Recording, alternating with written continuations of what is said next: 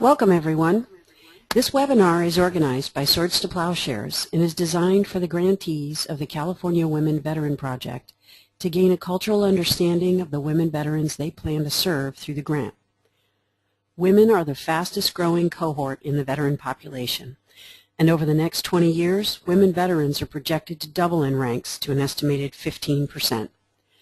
Many women veterans are accessing care from providers in the community. Therefore, it is crucial for community behavioral health providers and advocates to have a cultural understanding of the unique issues and experiences of women veterans. This presentation webinar will provide education designed for the recipients of the Swords to Plowshares re-grant program to understand the unique experiences of the cohort they plan to serve. Starlyn Lara, Women Veteran Coordinator for Swords to Plowshares and Iraq veteran, will provide an overview of Swords to Plowshares Combat to Community training on women veterans for behavioral health providers. Please welcome Starlyn Lara. Good morning. Thank you all for joining us. Combat to Community was developed to educate the public about the unique experiences of veterans, the obstacles to care, and the resources available. In this presentation, we will focus on women veterans.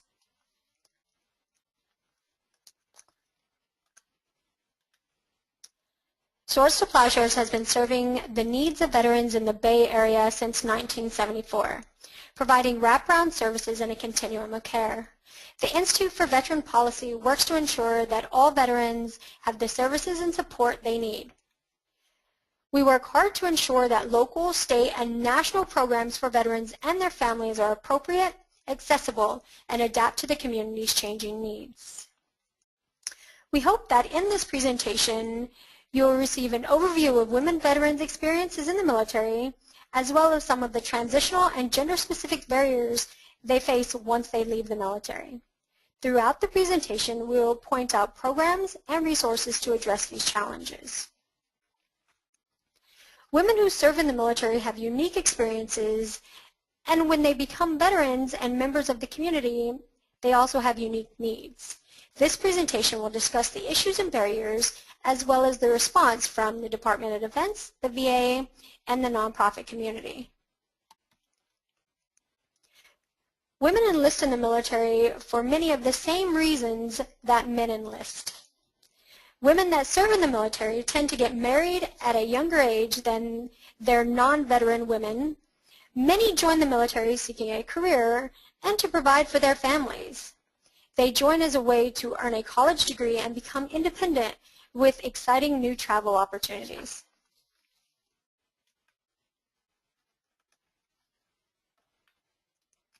What is military culture?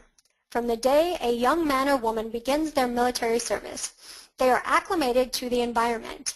They learn to follow orders, follow the chain of command, they develop routines and structure. The military is unlike any other job. You are a soldier, a Marine, a sailor, or an airman, 24 hours a day and 7 days a week. You are told where to be, you are told what to eat, and what to wear. The military provides everything you need, including housing, utilities, food, and clothing. Young men and women are molded. Most people adapt quickly and thrive in this predictable environment. Only about 0.5% of the U.S. population has ever served in the military. Women have participated in every major conflict and war in American history. One example is Margaret Corbin. She became the first woman in the United States history to receive a military pension from Congress. She and her husband were defending Fort Washington. Her husband crewed one of the cannons. When her husband fell, Margaret took his place at his cannon and continued firing until she was seriously wounded. She later became the first woman in U.S. history to receive a pension from Congress for her military service. Women currently serve in 70% of military jobs and 90% of career fields, and are most likely to serve in the Army and least likely to serve in the Coast Guard. Women make up 20% of new recruits, 15% of the active duty force, 22% of the National Guard and Reserves, and 8% of the overall veteran population. Women are the most rapidly growing population in the military, and the numbers are expected to double over the next 20 years. With the increase in the number of women serving, many are single parents who join the military as a way to provide for their families.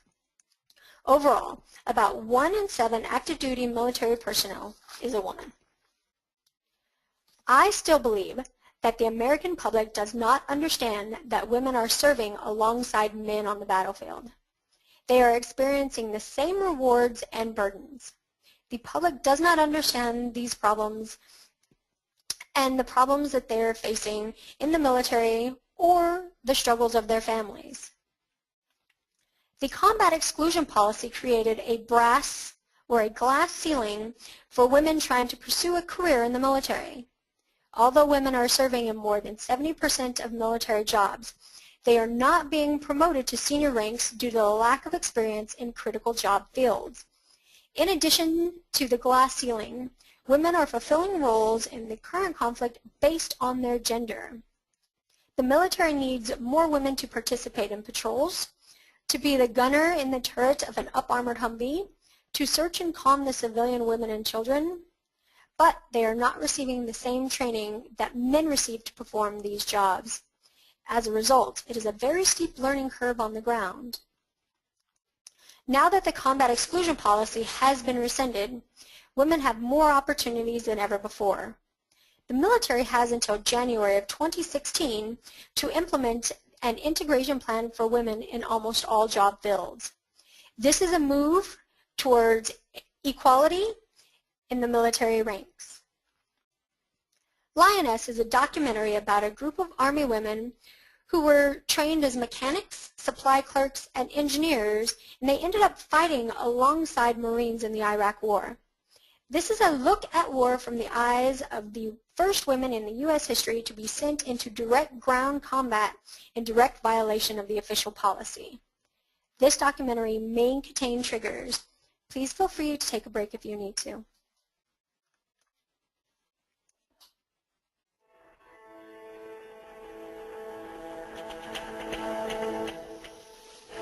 When I joined the Army, I enlisted as a track vehicle mechanic. To be honest with you, I was really not expecting to ever have to fire my weapon. It wasn't until after she came back that she told us some of the details of the firefights. When we go outside of the wire, the enemy doesn't care what gender you are. I think my soldiers had a difficult time. I think a lot of the general public probably has no sense at all of the kinds of things women like the Lionesses are doing. They needed Lioness team so badly, and so many, that even as a support officer I was pulled in. In Iraq and Afghanistan, the Lionesses did what had to be done. I felt like this battle. I was running with that Marine firing team, and there's insurgents all around me firing at me. Women are technically forbidden from participating in combat. Well, defining what is a combat job today is not so easy. America needs to know what's going on over there. We're over there and we're doing this.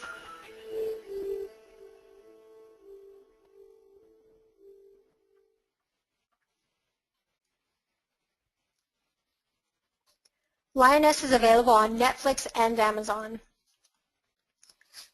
In response to the growing number of those who have experienced combat, the Vet Center, which is a leg of the VA, launched a combat call center where service members, veterans, and their families can reach out for information, resources, and advice. The call center is staffed by combat veterans and family members who understand the burdens and struggles after combat.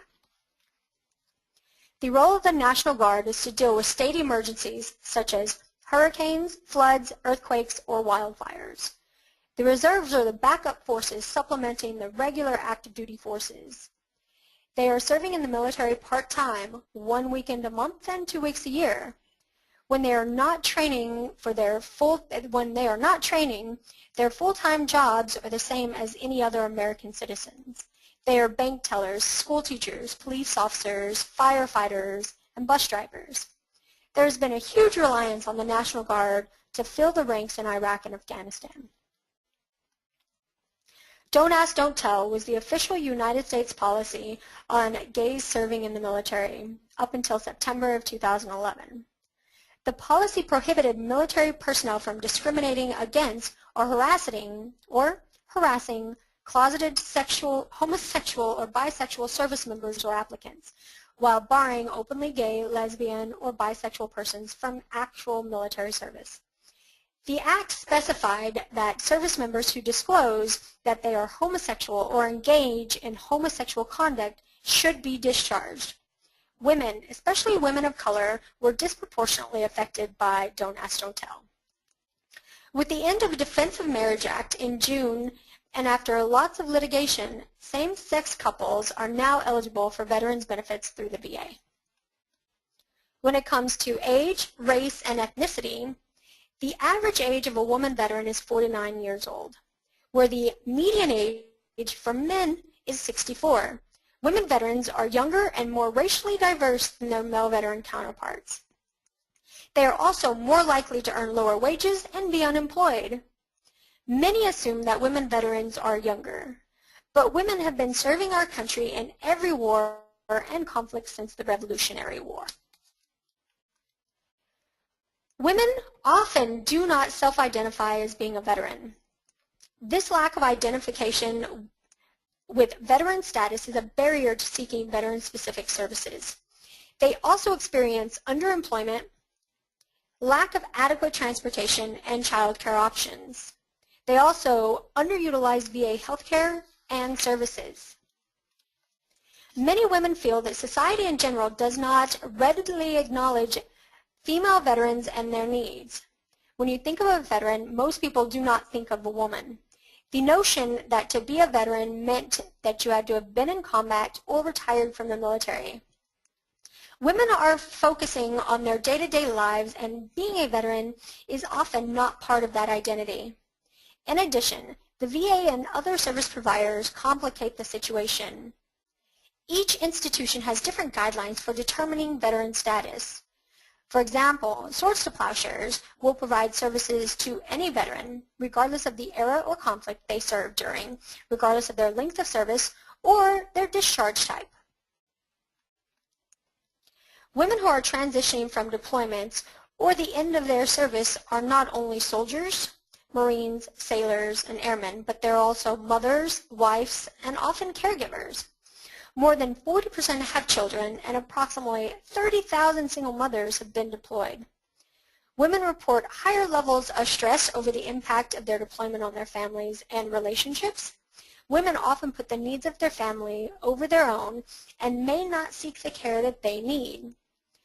The lack of child care and transportation options is often another barrier to women seeking services. Many women in the military are married to other service members. Dual military families adds an additional layer of stress to the family transition. We are going to watch another short clip from the documentary Lioness. This clip is about a dual military family and the effects of deployments. Again, this documentary may contain triggers, so please feel free to take a break if you need to.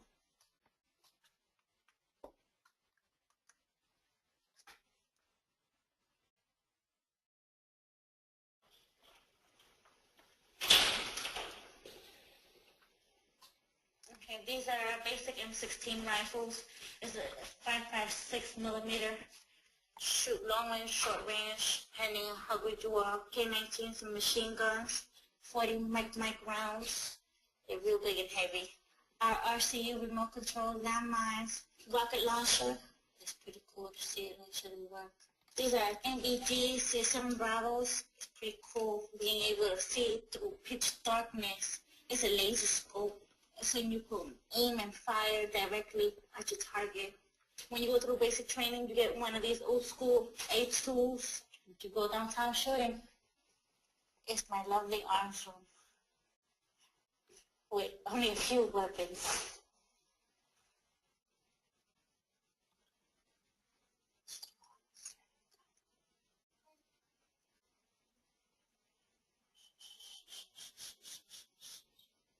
We both came back about half a day apart. Knowing that, you could die any minute. Brought us a lot more closer, and it's brought our families a lot closer. This is after they towed the truck into the motor pool. They dragged me out of the windshield because we couldn't get the other door open. The truck was destroyed, and we had one death and 3 really bad hurt people. I was so grateful and thankful that at least the gas tank didn't explode. So it was a very awful memory.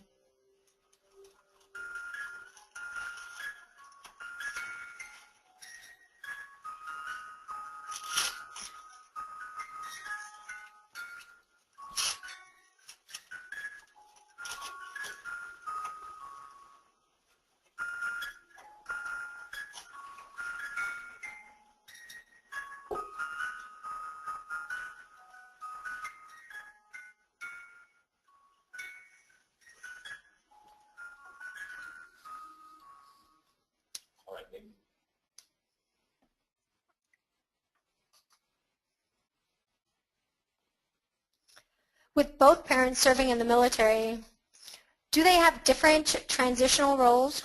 Do they have different parenting roles? In this documentary, is she able to put her needs first? Lioness is available on Netflix and Amazon. Despite the number of women veterans residing in California, there is a lack of information about the VA, along with other public and private agencies that provide health, housing, education, employment, and other services to women veterans.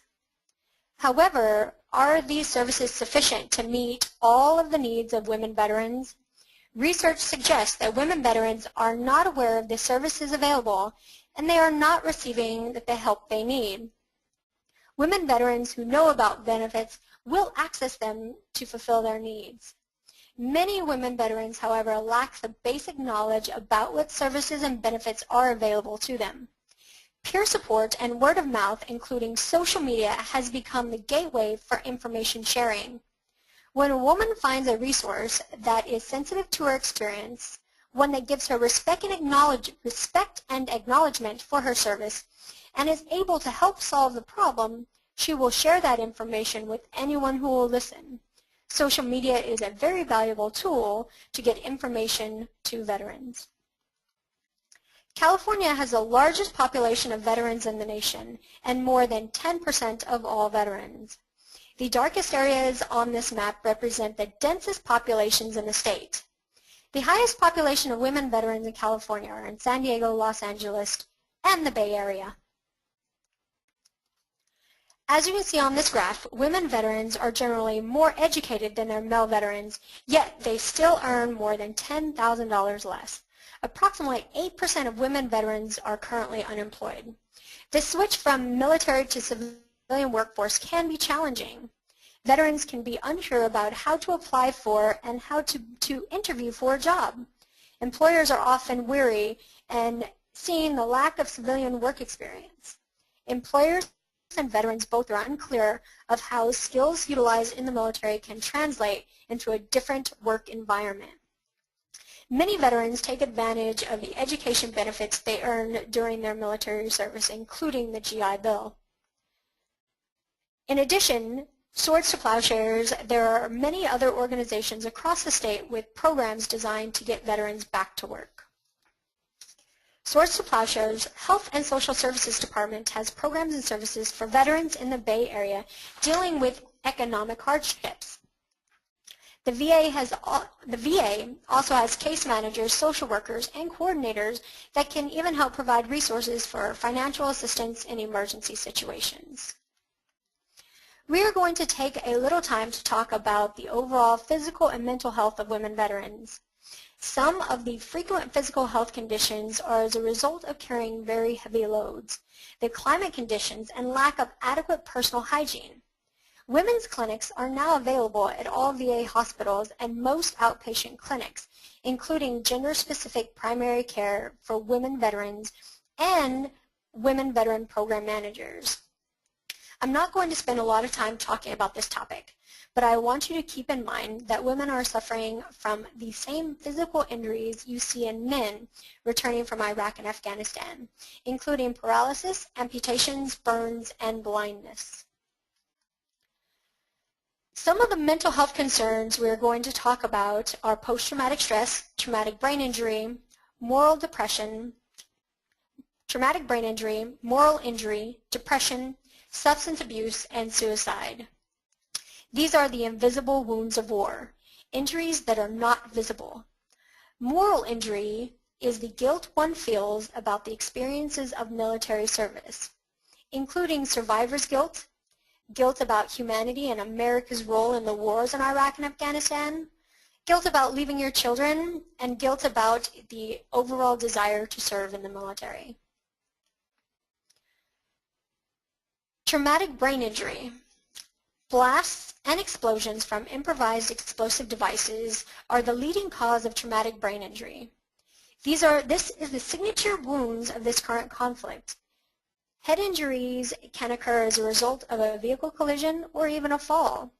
Traumatic brain injury is often misdiagnosed and co-occurs with other mental health conditions including post-traumatic stress and depression. Traumatic brain injury cases are often very difficult to treat. Polytrauma centers treat multiple traumatic injuries such as serious head injuries in addition to a serious burn and post-traumatic stress. There is now an understanding that these injuries are often connected and you have to treat the whole person and all of the underlying conditions. Post-traumatic stress disorder is generally defined as an anxiety disorder that can develop after exposure to a traumatic event. Women are often treated for depression and anxiety, not post-traumatic stress. Someone with post-traumatic stress may also be dealing with family disruptions, including violence and unemployment, justice involvement, substance abuse, and homelessness. With the clinical diagnosis code for post-traumatic stress disorder, this is a mental health diagnosis and can be contrary to anti-stigmatization efforts in a call as a response to an extremely traumatic event as a disorder, especially when discussing it with a patient. In an attempt to reduce the stigma associated with being diagnosed with a disorder, I and many of those in the veteran advocacy realm will refer to it as just post-traumatic stress. It is a normal response to an abnormal event. Approximately 1 in 5 women and 1 in 100 men report experiencing military sexual trauma, with men making up about 85% of the military. These actual numbers are about equal between men and women. However, the phrase military sexual trauma includes harassment, sexual assault, and other sexually oriented occurrences that occur while in the military. So the numbers are not emphasizing just on rape cases. Many veterans wait until they leave the military and seek treatment at the VA. Those who experience sexual assault could also have post-traumatic stress and depression. Please understand that post-traumatic stress as a result to the exposure to combat is very different from post-traumatic stress as a result of being exposed to sexual assault. Not all post-traumatic stress is the same. Military sexual trauma or sexual assault in the military is not a woman's issue. The one thing that I want to emphasize throughout this presentation and when we watch a very short clip from a documentary is that both men and women are victims of sexual assault in the military. The Invisible War is a groundbreaking investigative documentary about rape in the military. The film follows the stories of several idealistic young servicemen and women who were raped and then betrayed when they courageously came forward to report. The documentary may contain triggers. So again, please feel free to take a break if you need to.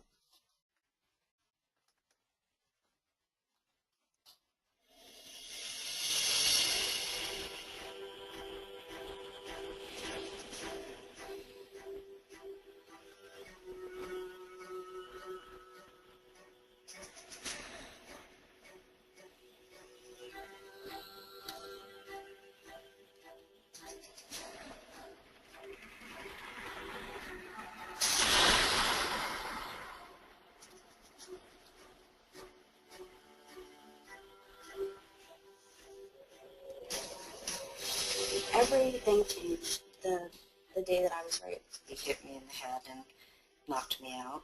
I remember holding the closet thinking, what just happened? A month later, I found out I was pregnant. If this is happening to me, surely I'm not the only one.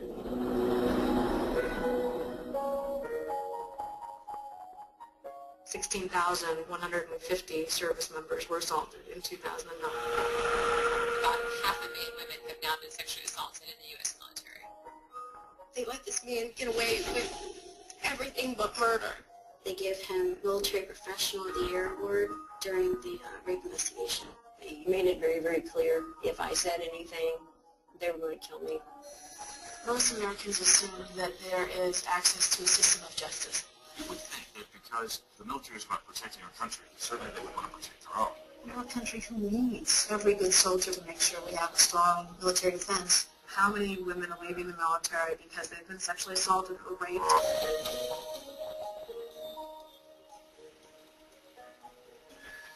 Civilians see it as being a military problem. Most rapists are repetitive criminals that do it again and again. They go on to literally prey on women and men, girls and boys in our neighborhoods and our home. When does this ever end? It's very difficult to do a story on the most powerful institution in the world. The Department of Defense has a history of covering up sexual offense problems. I don't know who you think elected you to defy the Congress of the United States. What is it you're trying to hide?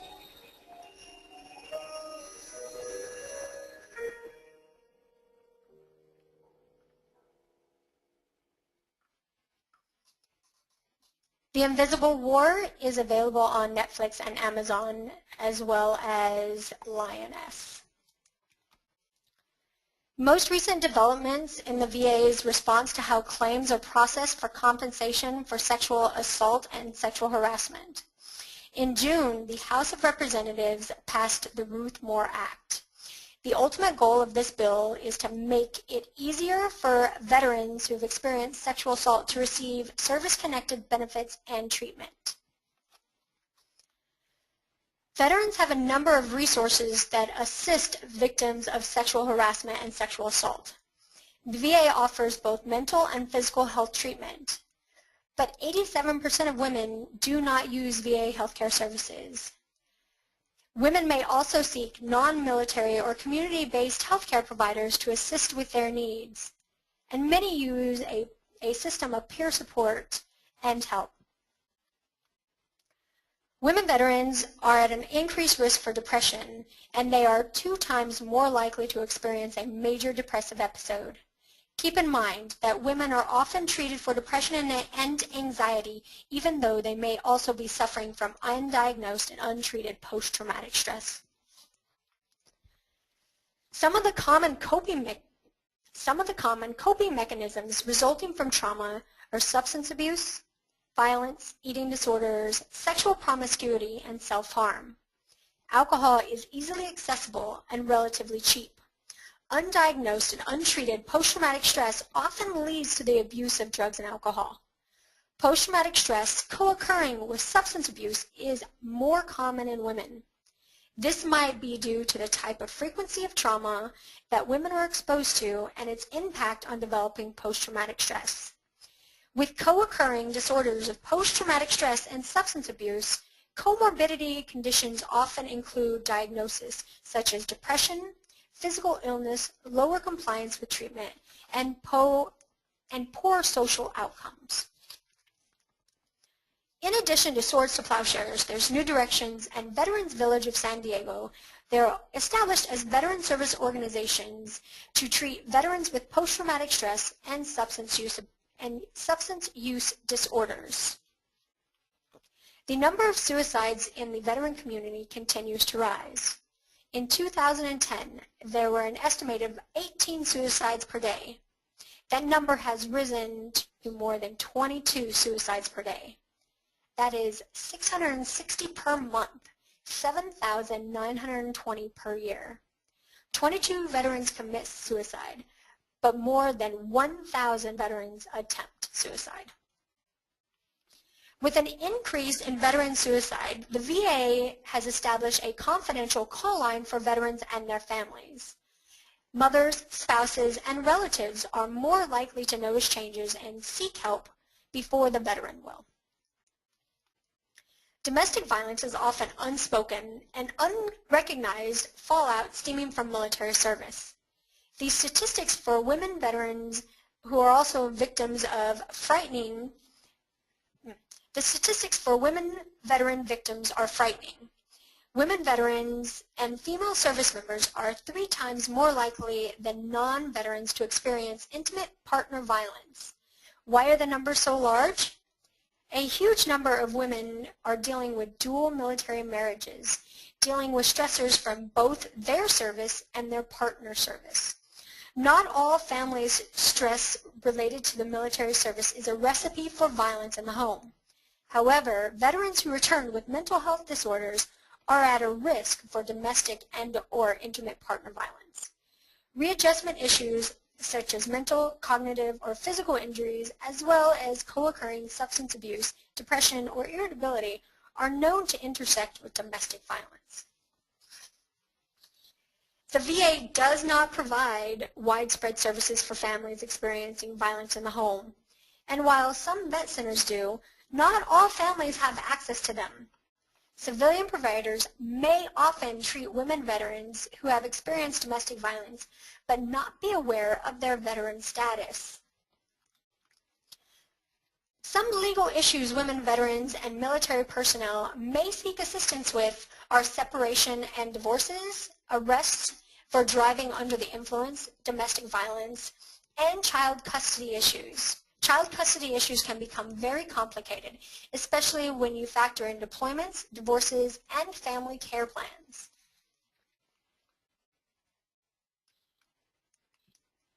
The VA has created a veteran justice outreach program that works closely with local courts and jails to ensure that services are being provided to inmates as well as an alternate sentencing option in the cases where post-traumatic stress is a factor.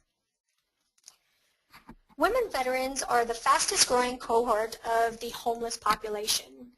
Issues stemming from military service are often the primary causal factors for their homelessness. There may also be significant economic factors that are in play.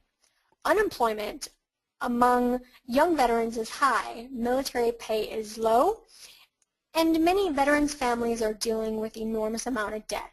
A disproportionately high number of homeless women veterans have a history of sexual assault, significantly higher than stably housed women veterans. Current systems to provide women veteran housing is inadequate. There is a shortage of gender-specific and women veteran-specific housing, and finding adequate housing for women and families continues to be a challenge.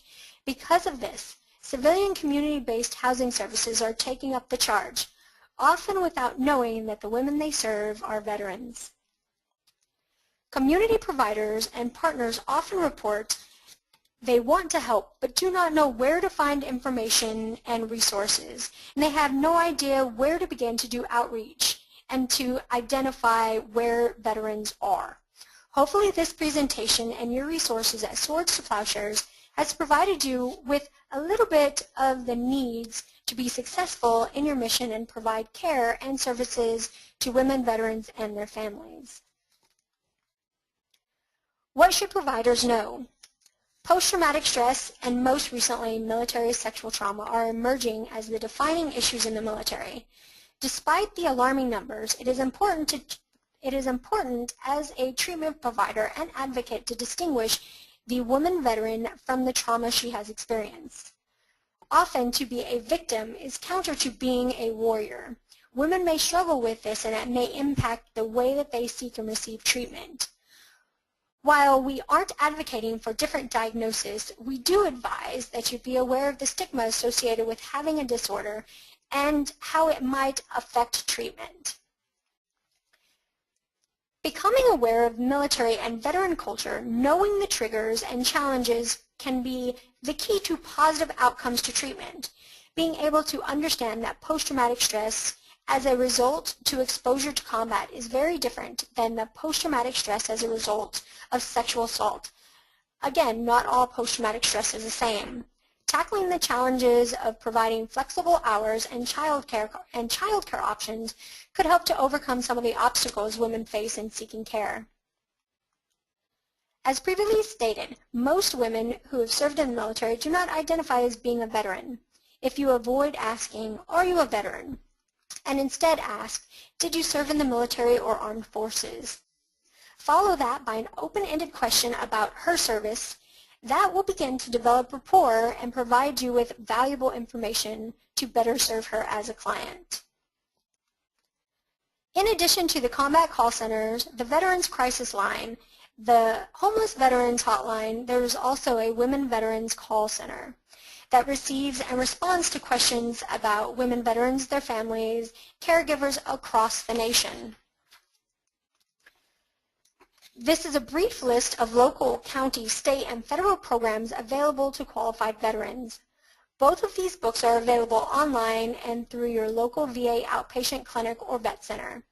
If you have any questions, please feel free to send me an email or give me a quick call. Some important laws affecting women veterans include the post-9/11 GI Bill, the repeal of Don't Ask, Don't Tell, the Combat Exclusion Policy, as well as, most recently, the Ruth Moore Act. I'm often asked about books and documentaries as a result of showing a couple of documentaries in this presentation. Here is a list of some of my favorite novels and books, not only written by women veterans, but written in the voice of a woman veterans. This list of books may be a very useful tool to begin building trust and peer support within your women veteran clients. Informal book clubs and movie nights can open the doors and begin to talk about tough subjects. We watch trailers from Lioness and the Invisible War. I also recommend Poster Girl and Service. When Women Come Marching Home. Poster Girl is about an all-American high school cheerleader who became the poster girl for women in combat. Since returning from Iraq, she has fought an insidious foe, post-traumatic stress disorder. Service portrays the courage of the women in service and the traumas they face and the inadequate care they often receive. The film tells a compelling story of women wrestling with prosthesis, homelessness, post-traumatic stress, and military sexual trauma. I hope this presentation has given you an overview of women veterans' experiences in the military, as well as some of the transitional and gender-specific barriers they face once they leave the military service, and some of the federal and community responses, as well as programs and resources to address each of these challenges. Please feel free to email me or give me a call with any questions. Thank you for joining us, and at this time, I will turn it back over to Kelly.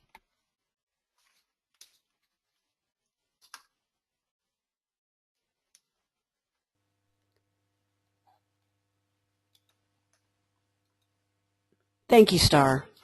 That concludes the presentation. Thank you to our presenter, Star Laren, and to you, our participants. Please note that you will receive an email with a web link to evaluate this presentation. Your feedback is important to us and greatly appreciated. And again, if you have any further questions, please don't hesitate to contact Swords to Plowshares and Starlin Lara. This concludes our webinar. You may now disconnect.